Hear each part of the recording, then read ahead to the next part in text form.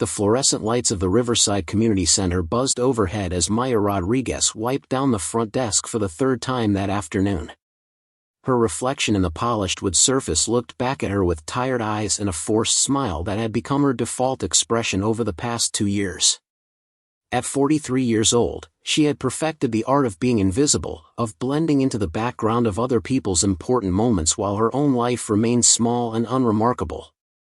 The community center was hosting the regional classical piano competition this weekend, and Maya's job was to check in competitors, hand out name badges, and make sure everyone found their way to the auditorium. It was simple work that required no special skills, no particular talent, just showing up on time and being polite to strangers who barely noticed she existed.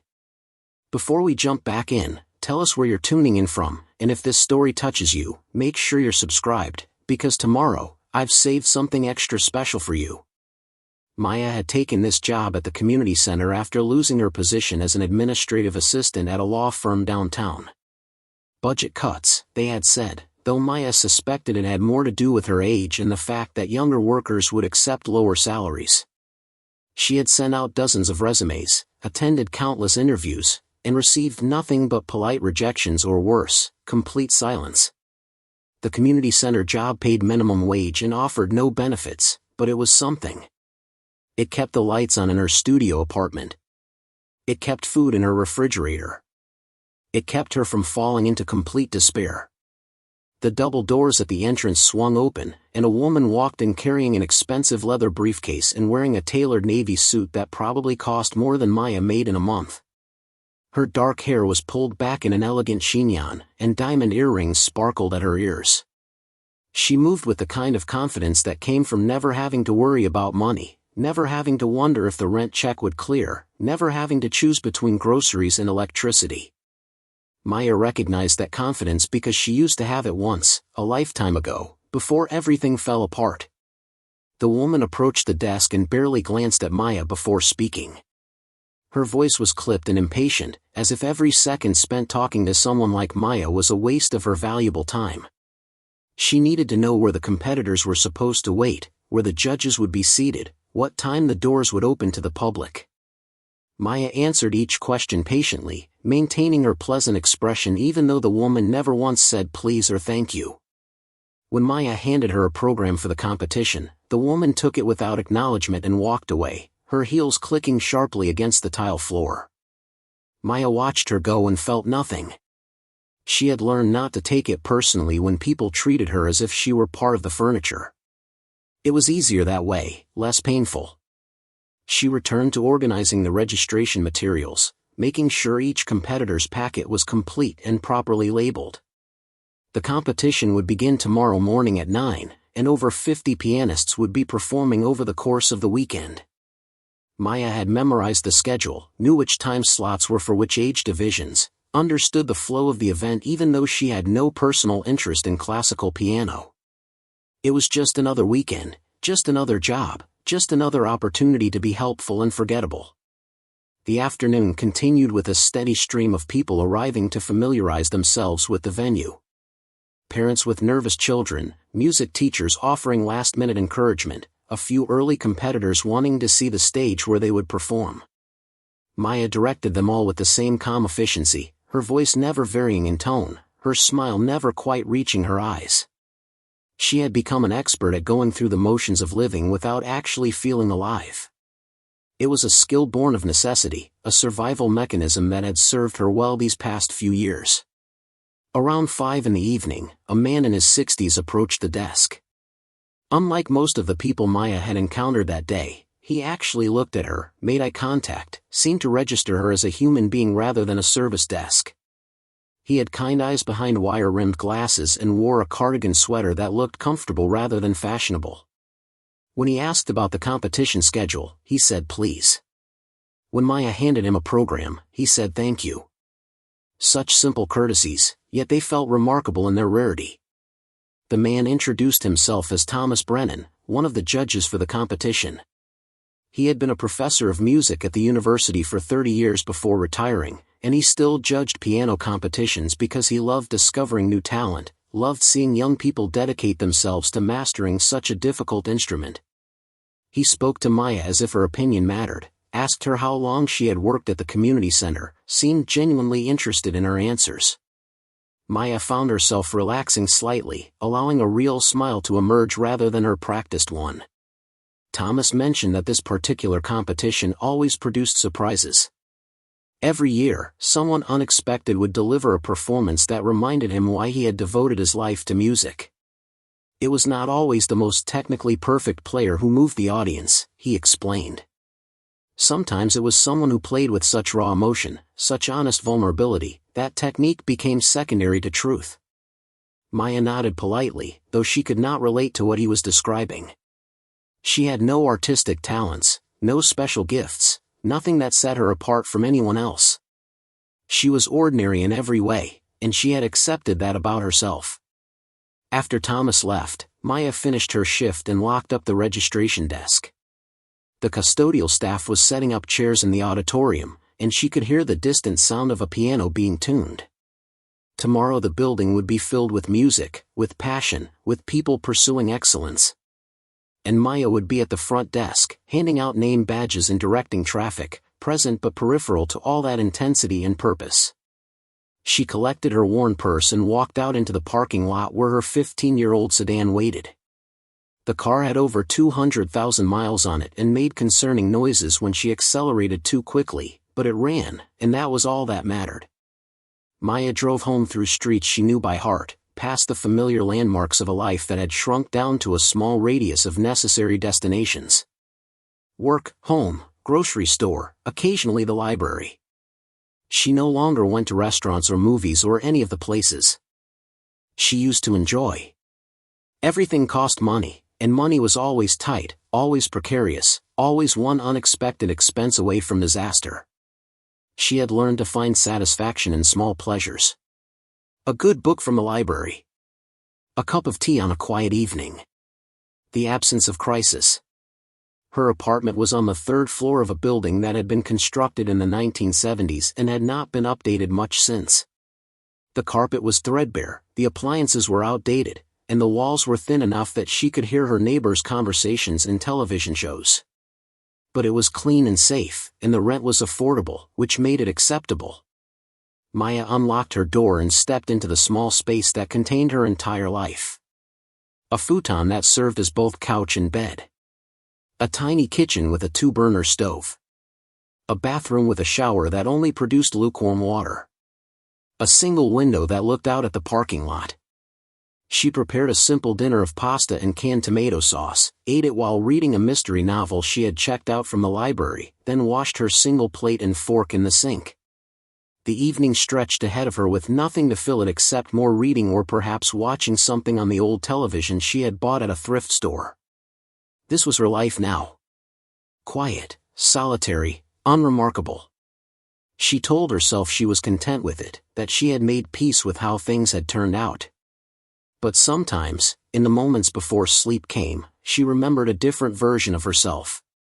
A version that had dreams and ambitions and believed the world held infinite possibilities. That version of Maya felt like a stranger now, someone she used to know but could no longer recognize.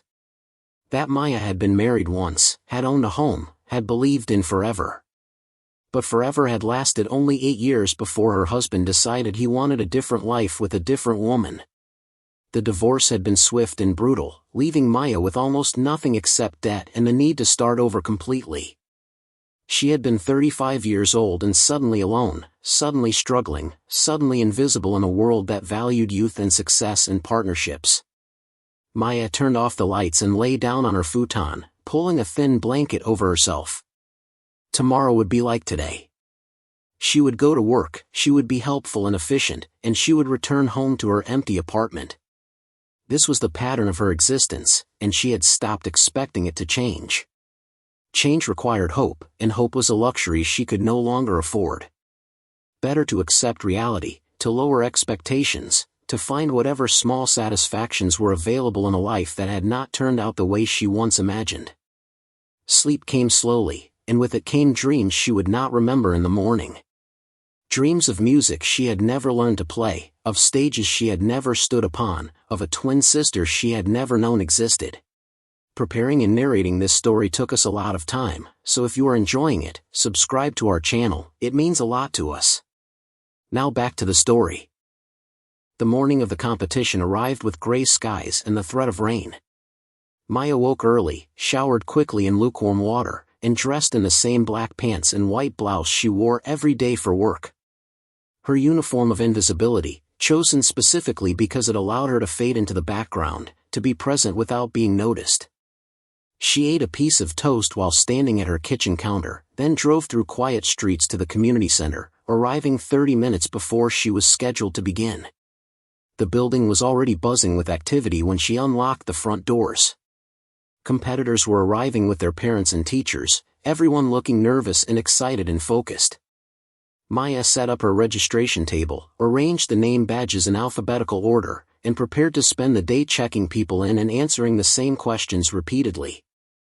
The competition would run from 9 in the morning until 6 in the evening, with different age divisions performing throughout the day.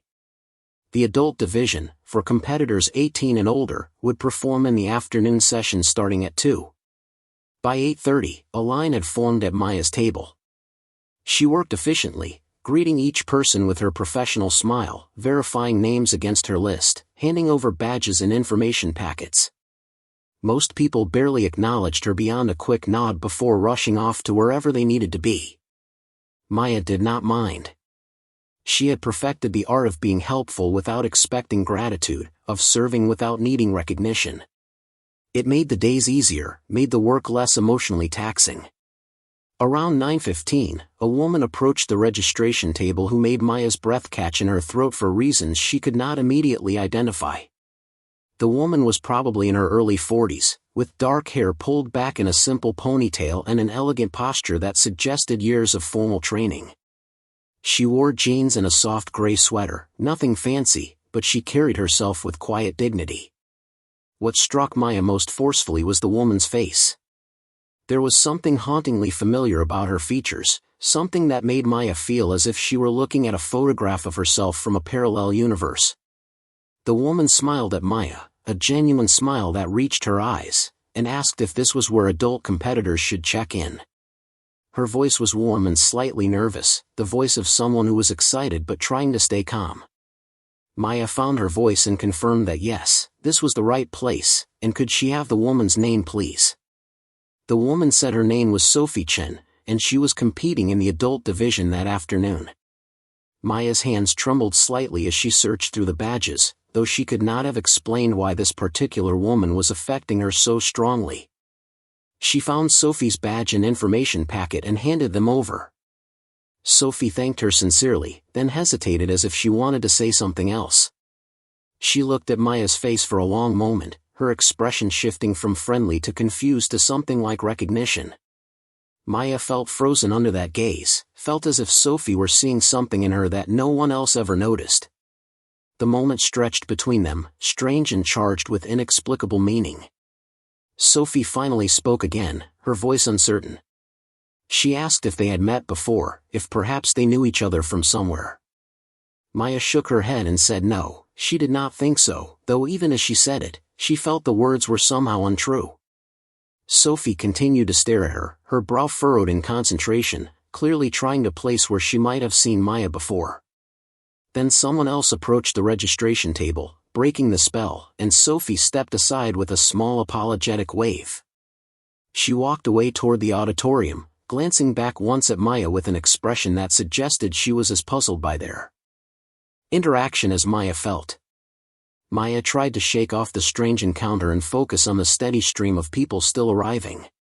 But throughout the morning, she found her thoughts returning to Sophie Chen, to the eerie sense of familiarity, to the way looking at Sophie had felt like looking into a mirror that reflected not her current self but some other version of who she might have been. It made no sense. Maya had never been a pianist, had never competed in anything artistic, had no connection to the world of classical music. Yet something about Sophie resonated with her on a level that bypassed logic and went straight to instinct. The morning sessions proceeded smoothly. Maya could hear the distant sounds of piano music drifting from the auditorium as younger competitors performed. She remained at her post, checking in late arrivals, answering questions about schedules and facilities, maintaining her role as the helpful invisible woman who kept things running. During her lunch break, she ate a sandwich she had brought from home while sitting on a bench outside the building. The threatened rain had not materialized, and weak sunlight filtered through the clouds. Maya watched people come and go, families supporting their young musicians, teachers offering encouragement, judges moving between sessions with clipboards and serious expressions. She thought about Sophie Chen and wondered what had brought an adult woman to compete in a piano competition. Most of the adult competitors were music teachers or graduate students, people for whom piano was a profession or serious pursuit. Sophie had not looked like a music teacher. She had looked like someone who worked a regular job, someone who played piano for love rather than career. Maya found herself curious about Sophie's story, about what had led her to this moment, about whether she was nervous or confident about her upcoming performance. At 1:30, Maya returned to her desk to prepare for the afternoon check-ins. The adult division was always smaller than the youth divisions, usually only 15 to 20 competitors. But the level of playing was generally higher, and the performances tended to be more emotionally complex. Thomas Brennan had mentioned yesterday that the adult division often produced the most memorable moments of the competition, when people who had lived full lives brought that experience to their interpretation of the music. By 2 o'clock, all the adult competitors had arrived and checked in. Maya's job was essentially finished for the day, but she found herself reluctant to leave. Something kept her rooted to her spot at the registration table, some inexplicable pull toward the auditorium where Sophie Chen would soon perform. Maya told herself she was being ridiculous, that there was no reason to care about one random competitor among dozens. But the pull persisted, grew stronger, became impossible to ignore. She asked one of the custodial staff if he could watch the registration desk for a few minutes, then walked toward the auditorium. The doors were open, and she slipped inside quietly, taking a seat in the very back row where she would not be noticed. The auditorium was about half full, mostly friends and family members of the competitors. The judges sat at a long table at the front, Thomas Brennan among them, all looking attentive and professional.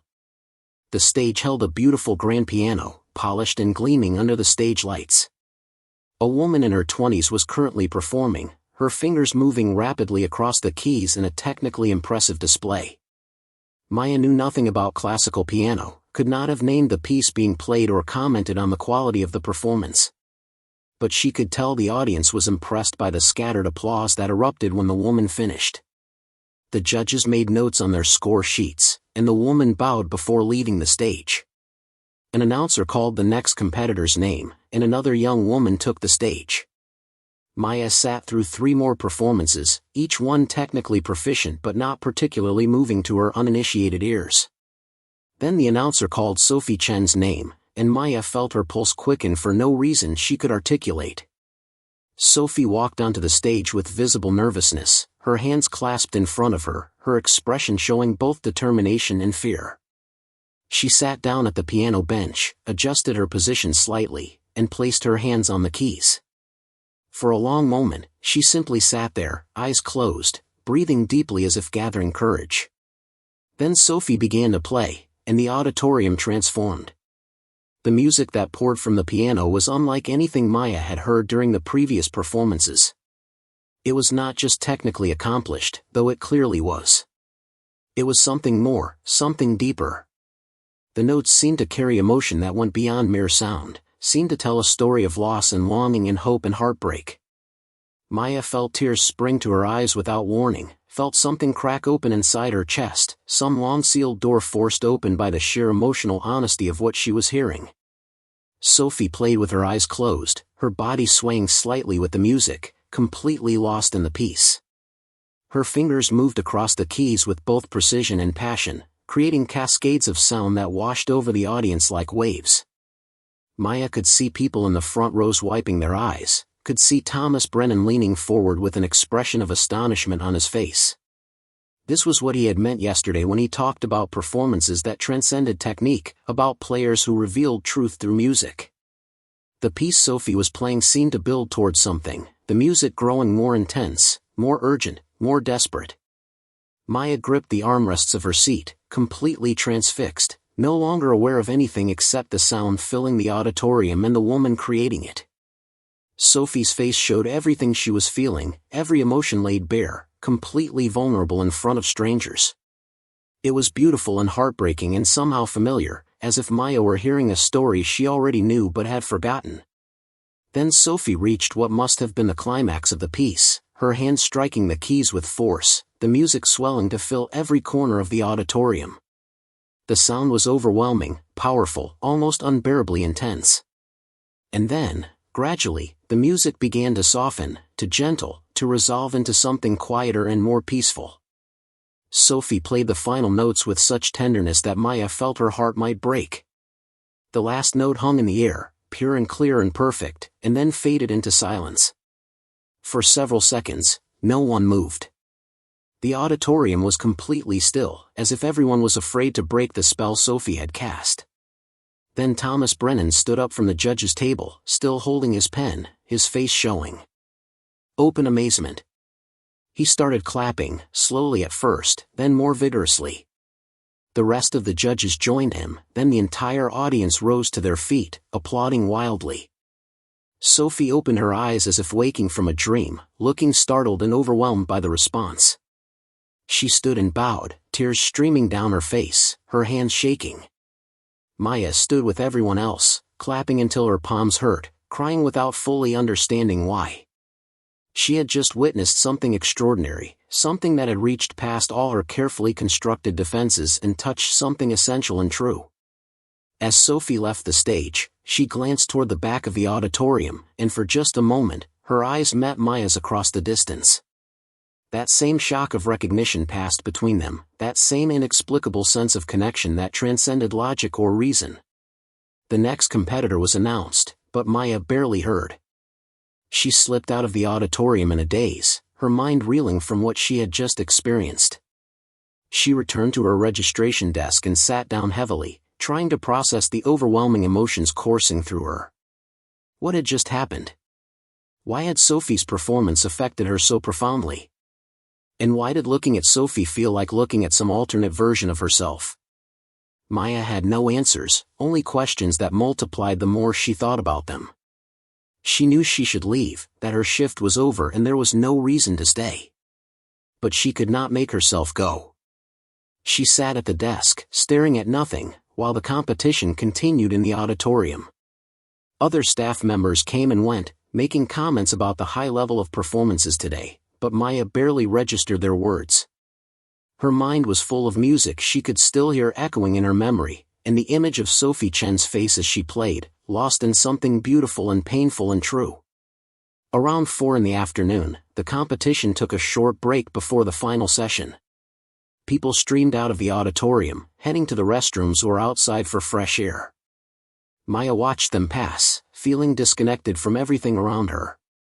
Then she saw Sophie emerge from the auditorium, talking with an older woman who appeared to be congratulating her. Sophie was smiling but looked emotionally exhausted, the way someone looks after crying for a long time. The older woman hugged her and then walked away, leaving Sophie standing alone near the entrance. Sophie's eyes scanned the lobby and landed on Maya. For a moment, they simply looked at each other across the space. Then Sophie walked directly toward the registration desk, her expression determined, as if she had made a decision about something. Maya's heart began to pound as Sophie approached. She had no idea what Sophie was going to say, but she knew with absolute certainty that whatever happened next was going to change everything. Sophie reached the desk and stopped, studying Maya's face with an intensity that should have been uncomfortable but somehow was not. When she finally spoke, her voice was quiet but firm, carrying the weight of something important. She asked Maya a question that seemed to come from nowhere yet felt inevitable.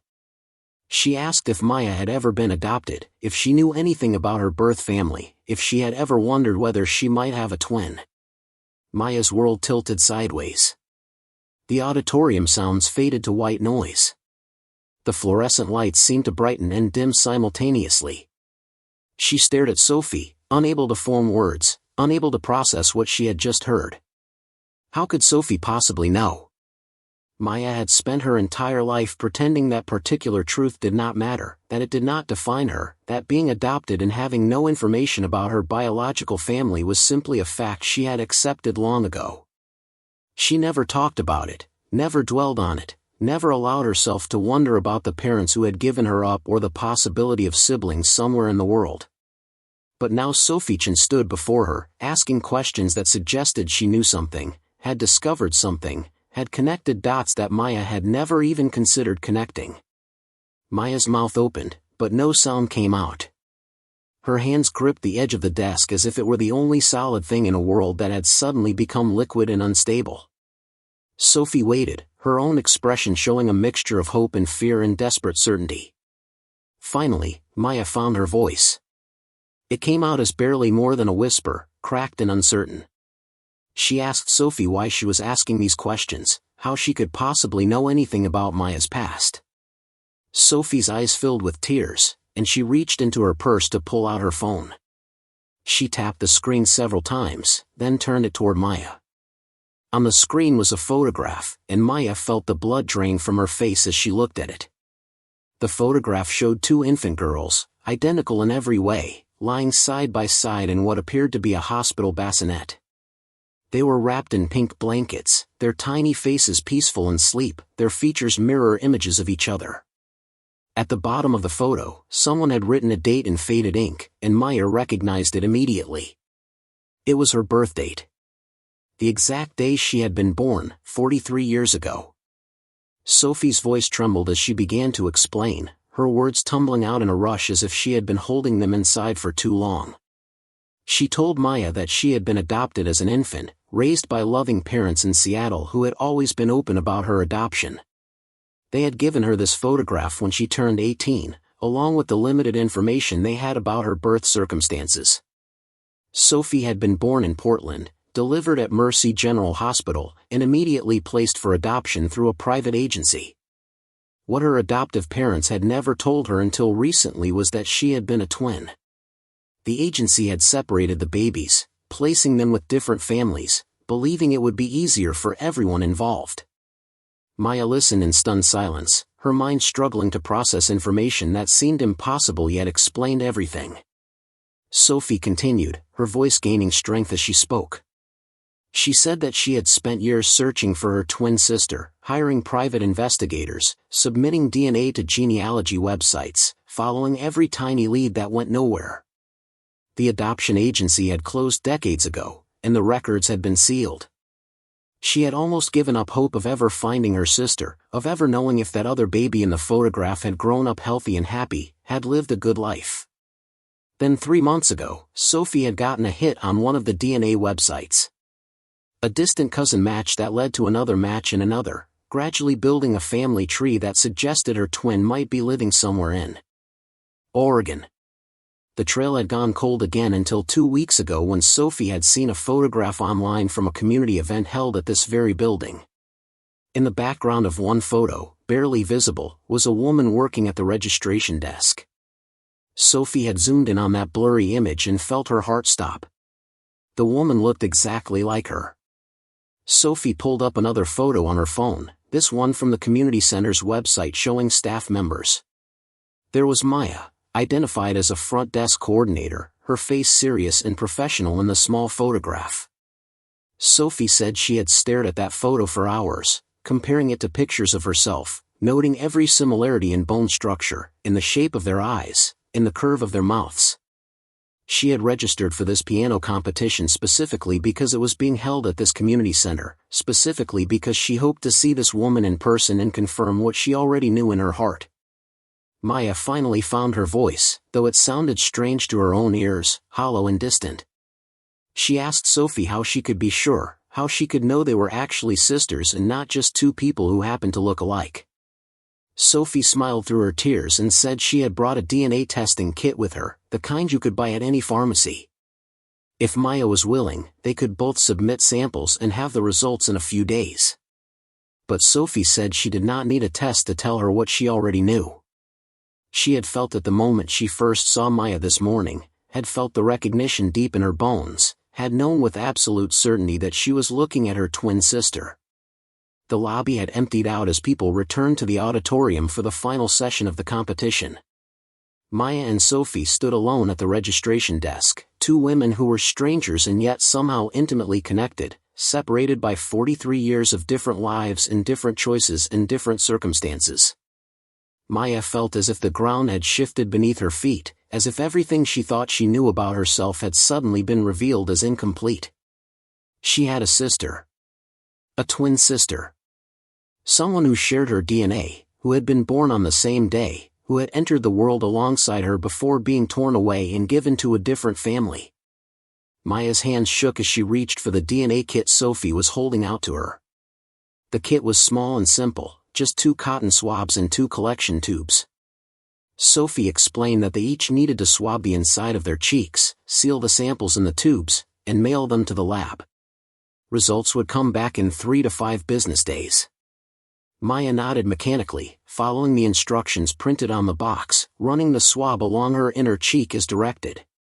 Sophie did the same, and they sealed their samples and placed them in the prepaid mailer that came with the kit. Sophie asked if there was somewhere they could talk privately, somewhere away from the public areas of the building. Maya's mind felt sluggish, unable to make decisions, but she managed to suggest a small employee break room down the hall. They walked there in silence, Sophie carrying her purse and the DNA kit mailer, Maya moving as if in a dream. The break room was empty, just a table with 4 chairs, a microwave, a small refrigerator, and a coffee maker that had seen better days. They sat across from each other at the table, and Maya finally allowed herself to really look at Sophie, to study her face with open curiosity rather than stolen glances. The resemblance was undeniable. They had the same dark brown eyes, the same slightly pointed chin, the same widow's peak in their hairline. Their noses were identical, their ears the same shape. Sophie was perhaps a bit thinner than Maya, and she wore her hair longer, but their faces were mirror images. How had Maya not seen it immediately? How had she looked at Sophie this morning and not recognized herself looking back? Sophie reached across the table and took Maya's hand, her grip warm and firm. She said she understood this must be overwhelming, that she had had months to process the possibility while Maya was just learning about it now. But she wanted Maya to know that finding her had been the most important thing in Sophie's life, that she had dreamed of this moment for so long. She had imagined what her twin might be like, what kind of person she had become, whether they would have anything in common besides their DNA. She had hoped they might be able to build a relationship, to reclaim some of what had been stolen from them when they were separated as infants. Maya withdrew her hand gently, not unkindly, but needing space to think. She asked Sophie to tell her about her life, about the family that had raised her, about how she had ended up here at this competition. Sophie seemed to understand that Maya needed information before she could process emotion, and she began to speak in a calmer, more measured tone. She explained that her adoptive parents, Richard and Linda Chen, had been wonderful people who gave her every advantage. Her father had been an engineer, her mother a high school teacher. They had raised Sophie in a comfortable home in suburban Seattle, had encouraged her interests, had loved her unconditionally. Sophie had taken piano lessons starting at age 6, had shown immediate aptitude, had progressed rapidly through the standard repertoire. Her teachers had suggested she pursue music professionally, had talked about conservatory programs and competition circuits. But Sophie had been a practical child, aware that her parents were sacrificing to pay for her lessons and activities, conscious of not wanting to burden them with expensive dreams that might not pan out. Instead of going to a music conservatory, she had attended the University of Washington and majored in education. She had become an elementary school teacher, a stable career with decent benefits and summers off. Sophie had married at 28 to a kind man named James who worked as a physical therapist. They had 2 daughters, now 14 and 11, both of whom took piano lessons though neither showed the same passion Sophie had. It was a good life, Sophie said, a blessed life. She had a loving husband, healthy children, a job she found meaningful, a comfortable home. But there had always been a hollow space inside her, a sense that part of her was missing, that somewhere in the world was a person who would complete the picture of who she truly was. When her mother Linda was diagnosed with terminal cancer 2 years ago, she had called Sophie to her bedside and finally told her the truth she and Richard had kept hidden. Sophie had not been the only baby they had considered adopting. The agency had offered them twins, had said they came as a package deal. But Richard and Linda had felt overwhelmed by the idea of raising 2 infants at once, had worried they could not afford it financially or emotionally. They had asked if they could adopt just one baby, and the agency had agreed, saying they already had another family interested in the second twin. Linda had carried the guilt of that decision for 43 years, had wondered constantly about the other baby, had asked Sophie for forgiveness with her dying breath. Sophie's voice broke as she described holding her mother's hand and telling her there was nothing to forgive, that Linda and Richard had given her a wonderful life, that she understood they had done what they thought was best. But after her mother's death, Sophie had become consumed with the need to find her twin, to know what had happened to that other baby, to see if they could somehow find each other after all these lost years. She had thrown herself into the search with the same intensity she once brought to mastering difficult piano pieces, following every lead, refusing to give up hope even when months passed with no progress. Maya listened to all of this with a strange detachment, as if Sophie were telling a story about someone else rather than revealing the hidden history they shared. When Sophie finally fell silent, Maya took a deep breath and began to speak about her own life, her voice flat and factual, stripped of emotion. She explained that her adoptive parents, John and Patricia Rodriguez, had been older when they adopted her, already in their early 40s. They had been unable to have biological children and had gone through years of fertility treatments before turning to adoption. They had not told Maya she was adopted until she was 12 years old, and the revelation had come not from a gentle conversation but from an angry outburst during an argument. Maya had struggled after learning she was adopted, had felt betrayed by the secrecy, had wondered why her birth parents had given her up. Her adoptive parents had refused to discuss it, had said the past did not matter, had insisted she should be grateful for the life they had provided. John Rodriguez had been a stern man, an accountant who believed in discipline and structure and not showing weakness. Patricia had been passive, deferring to her husband in all things, rarely expressing her own opinions. They had provided for Maya's physical needs but had been emotionally distant, uncomfortable with displays of affection or vulnerability. Maya had been an adequate student, nothing exceptional, had not discovered any particular talents or passions. She had gone to community college and gotten an associate degree in business administration, had taken a series of administrative jobs that paid the bills but did not inspire her. She had married at 30 to a man she thought was solid and dependable, had believed they would build a stable life together. But 8 years later, he had left her for a younger woman, had said Maya was too boring, too passive, too willing to accept mediocrity. The divorce had left her financially devastated, and she had been struggling ever since. Her adoptive father had died of a heart attack 5 years ago, and her mother had followed him 2 years later after a stroke. Maya had not been close to either of them, had dutifully visited them in their final years but had felt like she was caring for distant relatives rather than parents. When they died, she had felt a mild sadness but mostly relief that she no longer had to pretend they were a normal family. She had no other relatives that she knew of, no siblings or cousins or aunts or uncles. She had been completely alone in the world, and she had accepted that loneliness as her permanent condition. Sophie's eyes brimmed with tears as Maya finished speaking. She said she was so sorry Maya had experienced such coldness, such emotional deprivation. She wished she could change the past, wished they had grown up together, wished they had been allowed to know each other from the beginning. But they had found each other now, Sophie said with quiet intensity, and that had to mean something. They had been given a second chance, an opportunity to reclaim their connection, to finally be sisters in more than just biology. Maya wanted to feel what Sophie was feeling, wanted to experience that rush of joy and recognition and hope. But all she felt was numbness, a protective barrier that had served her well for so many years. She could not allow herself to believe in this possibility, could not risk hoping for something that might be taken away. What if the DNA test came back negative? What if this was all a mistake, a coincidence, a case of two women who looked alike but shared no actual blood relation?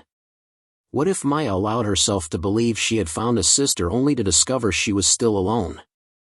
Sophie seemed to sense Maya's hesitation, her instinct to retreat into self-protection. She pulled out her phone again and began showing Maya photographs. Pictures of Sophie's daughters, pretty girls with their mother's eyes. Photos of Sophie's husband James, a tall man with a kind face.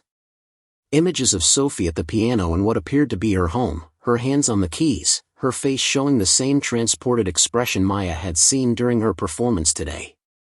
Pictures of Sophie with her adoptive parents, a couple who looked warm and affectionate, who had their arms around their daughter and were smiling at the camera with obvious pride and love. This was the life Maya might have had if the adoption agency had placed her with different parents, if some other set of circumstances had unfolded. Sophie had been given love and encouragement and emotional support, had been raised by people who wanted her to flourish. Maya had been given food and shelter and educational opportunities but had grown up feeling like an obligation rather than a blessing, like someone to be tolerated rather than celebrated. The contrast between their experiences felt almost unbearably painful, a reminder of how random and arbitrary fate could be. Sophie put her phone away and leaned forward, her expression earnest and determined. She said she wanted to be clear about something important. She was not expecting Maya to immediately embrace her as a sister, was not demanding an instant relationship. She understood Maya needed time to process everything, needed space to decide what she wanted. But Sophie asked if they could at least stay in contact, could exchange phone numbers and email addresses, could perhaps meet again after the DNA results came back. She was returning to Seattle tomorrow afternoon but would be back in Portland any time Maya wanted to see her.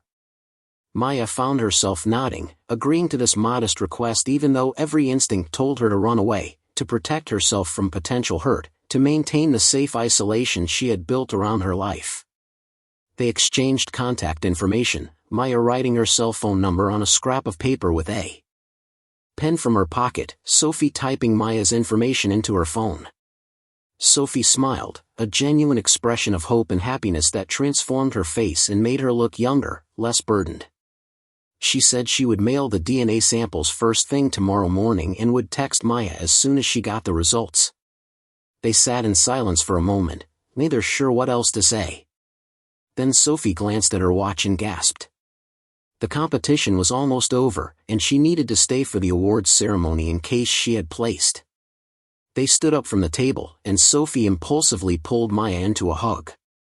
Maya stiffened initially, and used a physical affection, but then allowed herself to lean into the embrace.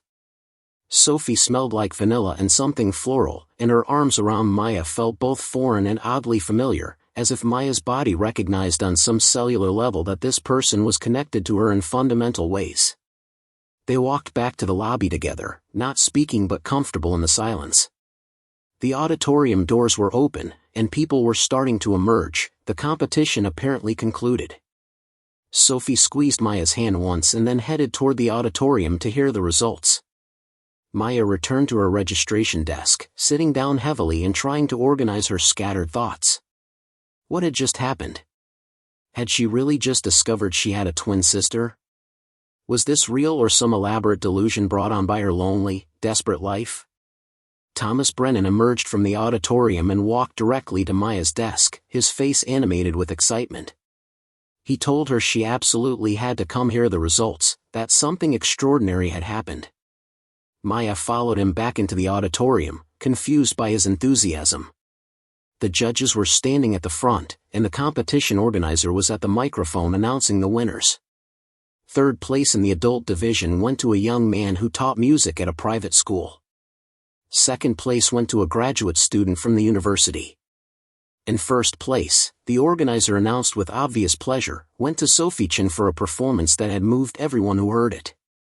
The audience erupted in applause as Sophie walked to the front to accept her award, a small trophy and a check for $500. She looked stunned and grateful, her eyes shining with tears. Thomas Brennan was clapping vigorously, and he leaned over to tell Maya that Sophie's performance had been the finest he had heard in 20 years of judging competitions.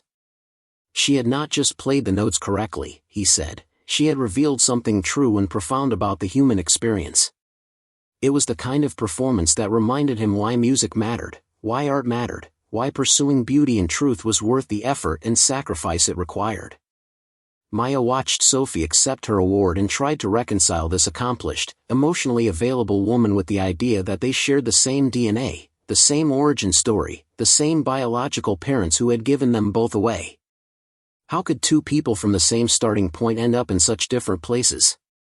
Sophie had become someone who could stand on a stage and pour her heart out through music, who could be vulnerable and open and expressive.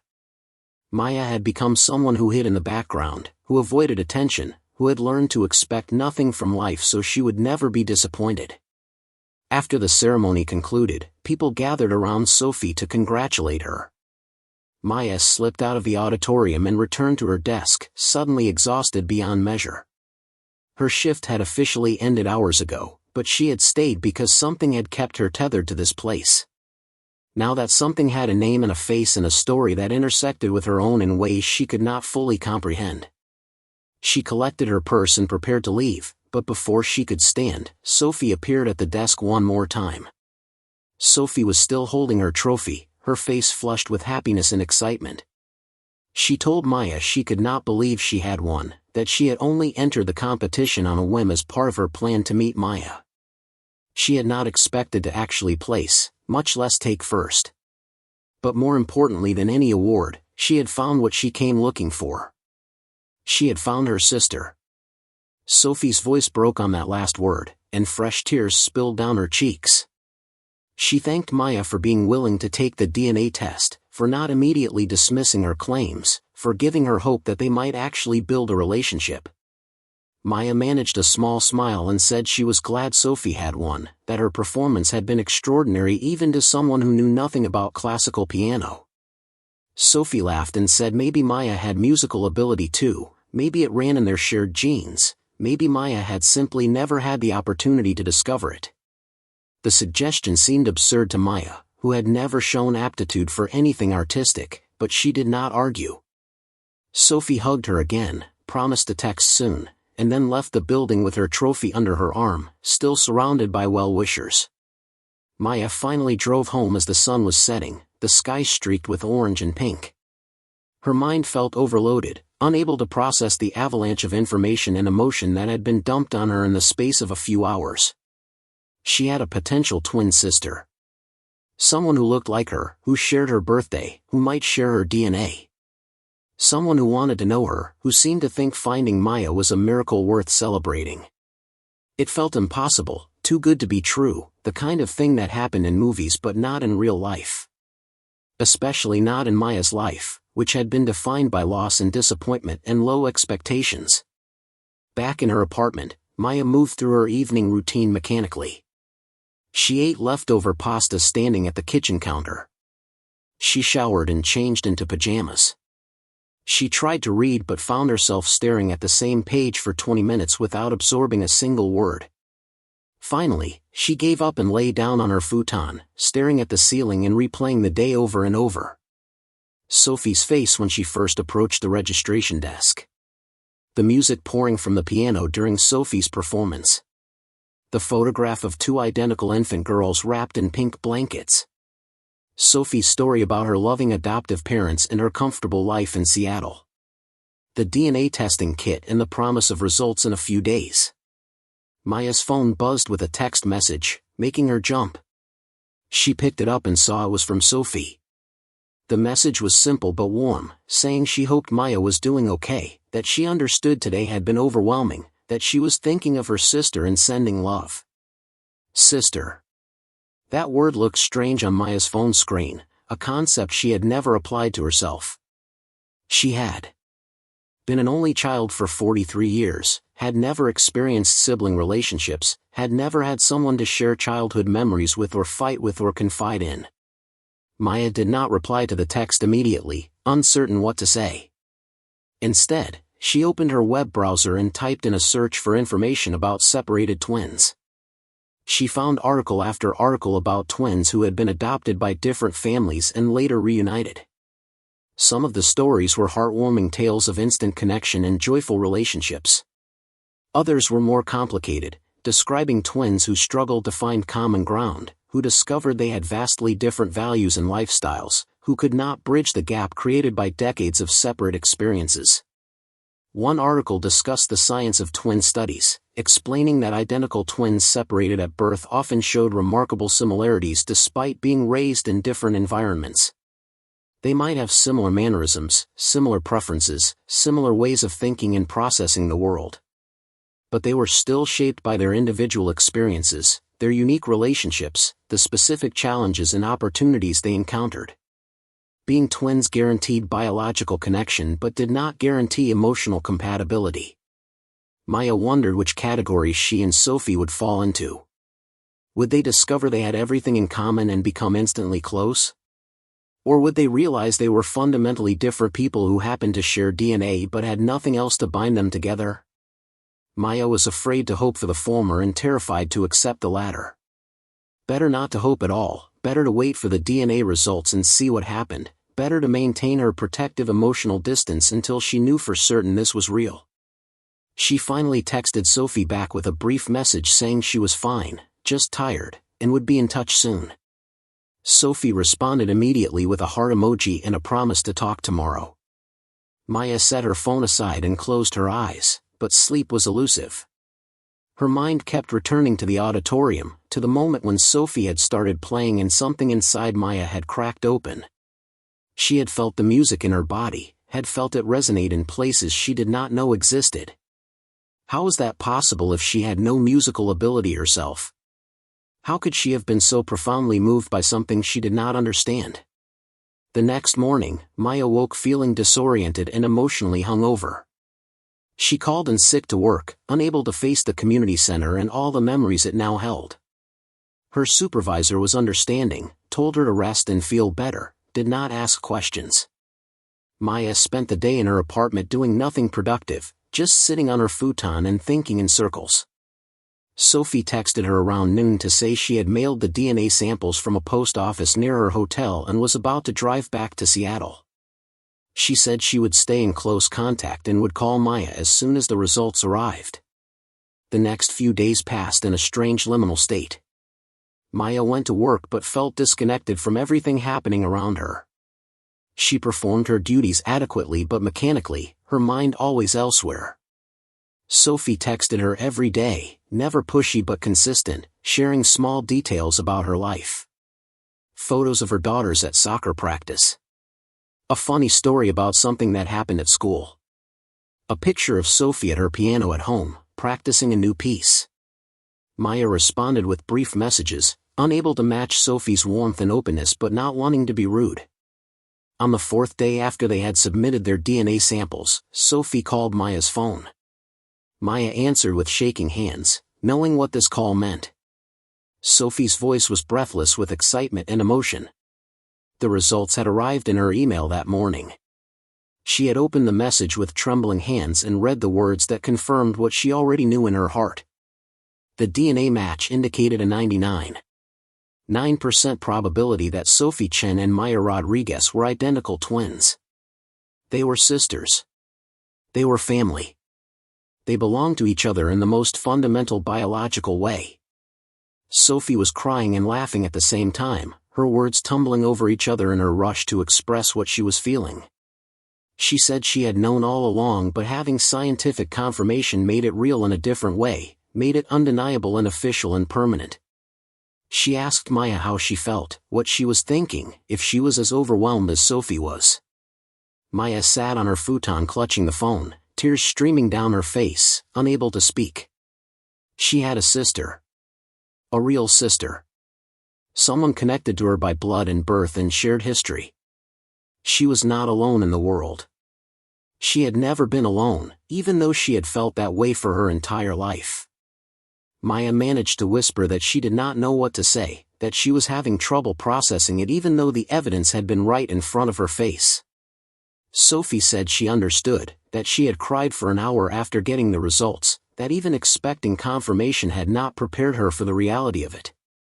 She said she wanted to see Maya again soon, wanted to start building a real relationship, wanted to learn everything about her sister's life and share everything about her own. She suggested Maya come visit her in Seattle, or Sophie could come back to Portland, whatever felt more comfortable. Maya heard herself agreeing, saying yes, she would come to Seattle, maybe next weekend if Sophie was free. Sophie made a sound of pure joy and said of course she was free, she would always be free from Maya, nothing was more important than this. They talked for another 30 minutes, Sophie gently asking questions about Maya's life, Maya gradually opening up in ways she had never done with anyone. She told Sophie about her lonely childhood, her distant adoptive parents, her failed marriage, her financial struggles. Sophie listened without judgment, expressing empathy and understanding, sharing her own struggles even though they seemed minor in comparison to Maya's hardships. When they finally ended the call, Maya felt wrung out but also somehow lighter.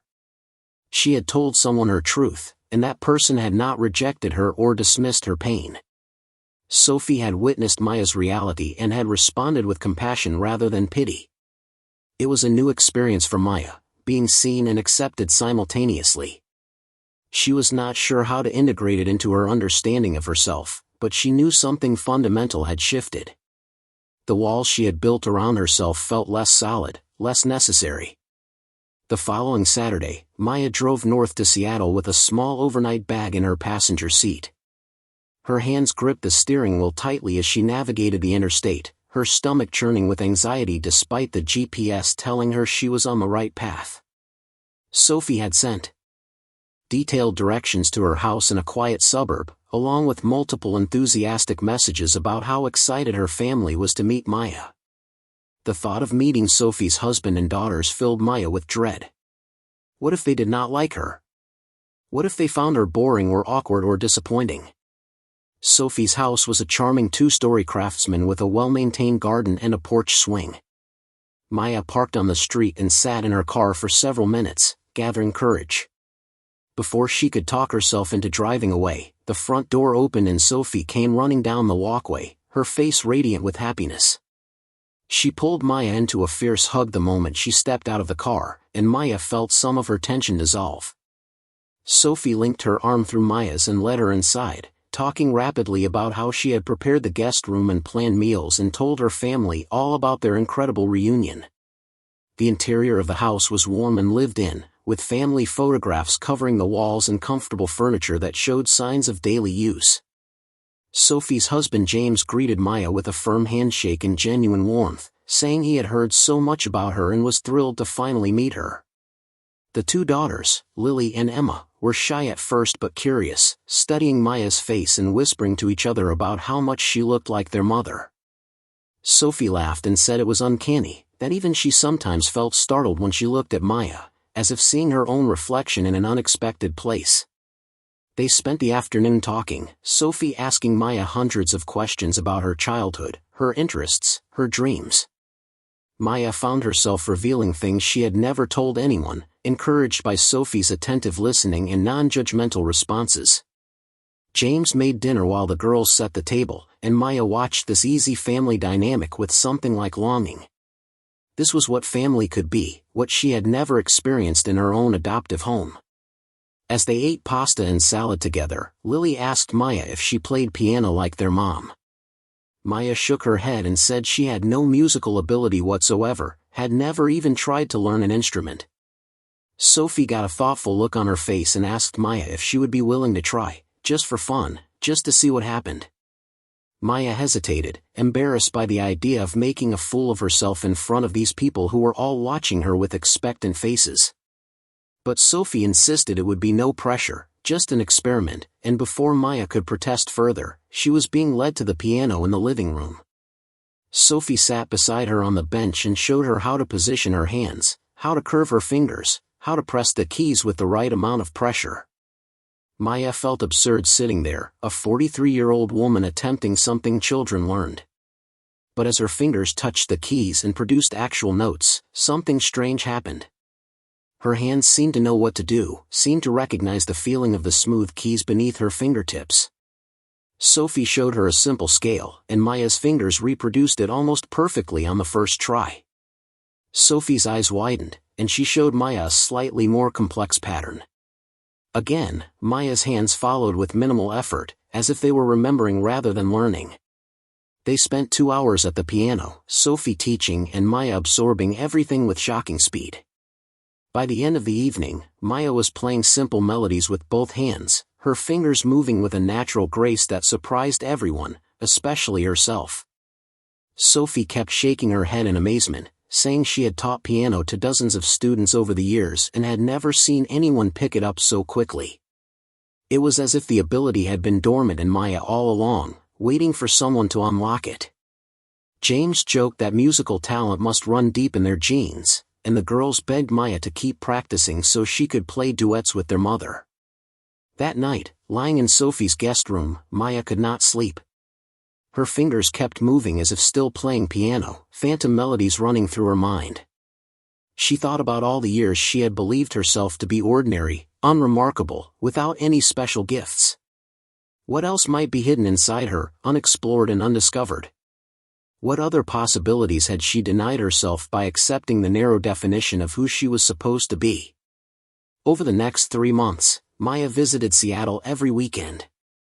Sophie bought her a keyboard to keep at her apartment in Portland, and Maya practiced daily, often for hours at a time. She was obsessed with learning, with improving, with unlocking this ability that had apparently been inside her all along. Sophie sent her video lessons, gave her assignments, praised her rapid progress. Maya's playing improved exponentially, her fingers growing stronger and more confident, her understanding of music deepening with each passing week. During one visit, Sophie suggested they play together, a simple duet piece for 4 hands. They sat side by side at Sophie's piano, their identical hands moving across the keys in synchronized harmony. The music they created together was more beautiful than anything Maya had imagined possible. When they finished, both women had tears streaming down their faces. James, who had been listening from the kitchen, came into the living room and said it was the most moving thing he had ever heard, 2 sisters who had been separated for decades finally creating something together. Sophie had an idea that she presented to Maya nervously, worried it might be too much too soon. She said there was another regional piano competition coming up in 6 months, this one larger and more prestigious than the one where they had first met. Sophie asked if Maya would consider entering it with her, if they could both compete and see what happened. Maya's first instinct was to refuse, to say she was not ready, that she had only been playing for a few months while Sophie had decades of experience. But Sophie argued that Maya had natural talent that rivaled anyone she had ever taught, that her progress had been extraordinary, that she deserved to share her gift with an audience. Maya surprised herself by agreeing. Something had changed in her over these months of reconnecting with Sophie, of discovering abilities she never knew she possessed, of experiencing what it meant to be truly seen and valued by another person.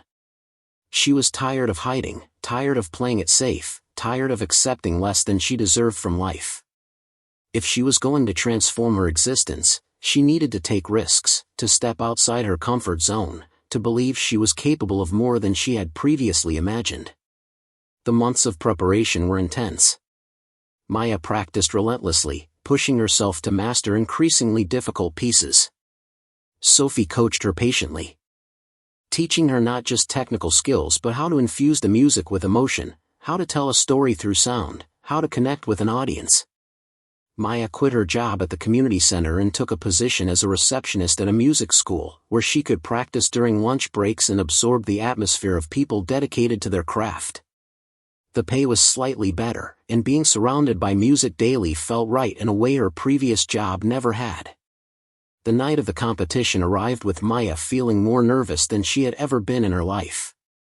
This was different from Sophie's experience at the community center competition. This venue was larger, the audience more sophisticated, the stakes higher. Maya had chosen to perform the same piece Sophie had played that day they met, the one that had moved Maya to tears even before she knew Sophie was her sister. Sophie had helped her work on it for months, and Maya had poured everything she had learned and felt and experienced into mastering it. When Maya's name was called, she walked onto the stage with her heart hammering. She could see Sophie in the front row, her face showing pride and encouragement. Maya sat at the grand piano, placed her hands on the keys, and closed her eyes. For a moment, she thought about the woman she had been just months ago, invisible and defeated and resigned to a small life. Then she began to play, and everything else fell away. The music flowed through her fingers as if it had always been there, waiting to be released. She was not just playing notes on a page. She was telling her story, Sophie's story, the story of two sisters separated and reunited, the story of discovering yourself when you thought it was too late, the story of transformation and hope and second chances. When she played the final note and opened her eyes, the audience was on its feet. People were crying openly, applauding with an enthusiasm that felt overwhelming. Sophie was sobbing in the front row, and Maya saw that several of the judges were wiping their eyes. She had done it. She had taken this hidden gift and turned it into something real and powerful and meaningful. As she walked off the stage, she felt fundamentally different than when she had walked on. She was no longer the invisible woman at the registration desk. She was Maya Rodriguez, pianist, sister, someone with value and talent and a voice worth hearing. Sophie won first place in the competition, but Maya placed third, an extraordinary achievement for someone who had only been playing for 6 months. The judges commented that her performance had shown remarkable technical skill but more importantly, profound emotional depth. One judge said he had rarely heard someone play with such raw honesty, such willingness to be vulnerable in front of strangers. After the awards ceremony, Sophie and Maya stood together holding their trophies, identical faces showing identical expressions of joy and disbelief and gratitude. In the year that followed, Maya's life transformed completely. She began teaching piano to children at the music school where she worked, discovering she had a gift for helping others unlock their potential just as Sophie had helped unlock hers. She moved to a better apartment, one with enough space for a real piano instead of just a keyboard. She reconnected with parts of herself she had buried long ago, becoming more confident, more open, more willing to take risks and pursue dreams she had convinced herself were impossible. Sophie and Maya talked or texted every day, visited each other regularly, and began performing duets at local venues and charity events. They discovered they had more than just appearance and musical ability in common. They shared similar senses of humor, similar ways of processing emotions, similar core values. Being twins meant they understood each other on a level that transcended words, could communicate with glances, could finish each other's sentences. Maya finally understood what it meant to have family, real family, people who chose to love you and support you and celebrate your successes. 2 years after their reunion, Maya and Sophie gave a joint concert to raise money for adoption agencies that kept better records and worked to maintain sibling connections. They played individually and together, their performances earning standing ovations and raising substantial funds. During the concert, they each spoke briefly about their story, about being separated as infants and finding each other 4 decades later, about the importance of family and connection and never giving up hope that missing pieces can be found.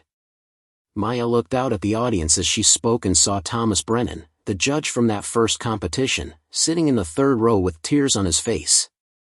After the concert, he approached her and said he remembered her from the community center, remembered thinking she was just another staff member going through the motions of an unremarkable life. He said watching her transformation had been one of the most inspiring things he had witnessed in 50 years of involvement with music.